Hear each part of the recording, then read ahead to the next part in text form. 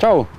Täna viskame pilgu peale ühele megaägedale rohelisele kahekohalisele veeroodipoisile, mille puhul on tegemist meil siin 2003 aasta veeroodi A-mudeliga. Ja miks ta täna meil selline on, tegelikult põhjus jube lihtne. Uksest marssis sisse Ameerika kodanik, kes ütles, et tead Fredi, situatsioon selline, mul on Dubaisse vaja sihukest ultraägedat tsiklit, millega saaks vahest ka kahekesi sõita, et ütleme seal endale sihukese allameetrise poisi kaasa võtta või vahest mõnda viidikatki sõidutada. Ja nagu juures olevalt pildilt näha, polnud üldse mingit küsimust. Miks ta roheline sai, oli tegelikult üldsegi mitte omaniku valik ega ka mitte minu valik. Mulle loomulikult see ülemõistuse väga meeldib, see värvilahendus. Küll aga kutil oli kaasas ka sihuke allameetrine poisiots, kes ütles, et aga mina tahan, et tsikkel oleks roheline. Pole probleemi, kohe saab. Selleks saigi värviks valitud siia peale ka samamoodi House of Colori Organic Green värv. Ja mis päikse käes on selline tulekahju, et hoia mütsi kinni. Ja samamoodi velgede näol loomulikult kõige parem RC komponentsivi toodang. Küll aga on, kui tavaliselt on kasutatud kroomvelgesid, siis selle ratta puhul on mul kasutusel poleeritud väljad. Samas, kui nad on ilusti ära lakutud, kõik pastaga üle käidud, säravad, läigivad, siis tavaesilm isegi ei tee väga vahet, et kas on nüüd poleeritud või kroomvelg. Sava poole pealt tegelikult oli mul veeroodidega tükk aega ühe jumala koos, sest olin teinud kõik võimalikke ühekohalisi soolikaid, koprasabasid, koprasabad olid kasutusel õhkvedrustusega, aga selle ratta puhul oli kindel, et mingit õhkvedrustust ei ole ega tule, nii kui edaspidigi veeroodide puhul, ainus variant öölins. Aga oli ka kindel soov, et asi oleks liiga lühikene, see saba, selleks sai tehtud siia selline puhta pikk volask taha. Ja samas selleks, et see tagaporilaud nüüd ikkagi näeks võimalikult palju jällegi siit sadula alt väljas oma olemuse poolest, sai tehtud sadul võimalikult minimalistlik, et ei ole üldse mingit küsimust, et kui siia päris mingit 150 kilost madami ei plaani tagaistmele kaasa võtta sõitma, siis pole ka probleemi, et saab ilusti kahekesi sõidetud. Ja loomulikult enamus ajast on ikkagi ratas mõeldud üksinda sõitmiseks. Loomulikult ei puudu siit selle ratta puhul minu enda ehitatud esiamordi majandus, mis on madaldatud nii madalaks kui vähegi võimalik, minu poolt ehitatud öölinsi tagamordid, kogu lenksuosakond loomulikult on välja vahetatud, kõik kroomiga asendatud, kinnitused minu poolt ümber freesitud, kõik võimalikud läikivad trossid, torud, heeblid, kroomitud kääbidemed, jalatoed, nimeta mida, summuti poolt. Loomulikult üks ja ainus kõige parem Puub 7 summuti, mis kahjuks tänaseks on tootmisest maas.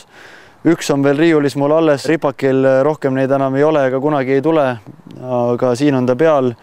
Kõiksugused käigupiduripedaalid, must mootoriplokk loomulikult, jahutustorud, kroomtermostaadikate, võllikatted, kõik võimalikud ratastele.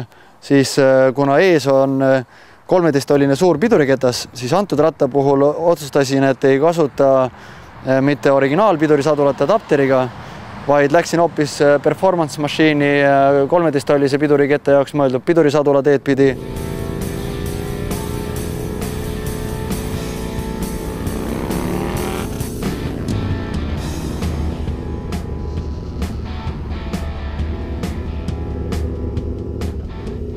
Loomulikult ei puudu eest ka esispoiler, mis tänaseks on samuti ametlikult tootmisest maas, aga õnneks mul õnnestus USA-st üks suur laoseis ära osta viimaseid maailmas, siis neid mul veel täna jagub.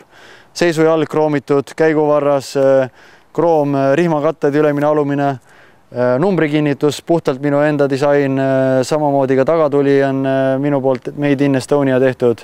Õhupaasti kattelogodega on tegelikult ka selle ratta puhul siis esmakordselt selline lugu, et varemalt on saanud kasutada väga palju sihukest nii-öelda kleepsumajandust laki all lihtsalt sihukest kontuurina Harley Davidsoni kirja, nii kui ma olen aastaid kasutanud ja see on muutunud selliseks liiga tavapäraseks ja inimesed on hakanud üha rohkem seda igal pool kasutama. Olen asendanud sellise metallist musta ja kroomiga kõrgendatud logodega, et annab rohkem kontrasti juurde siia õhupaasti kattele ja tuleb nagu nii-öelda eraldi detailina ka rohkem esile.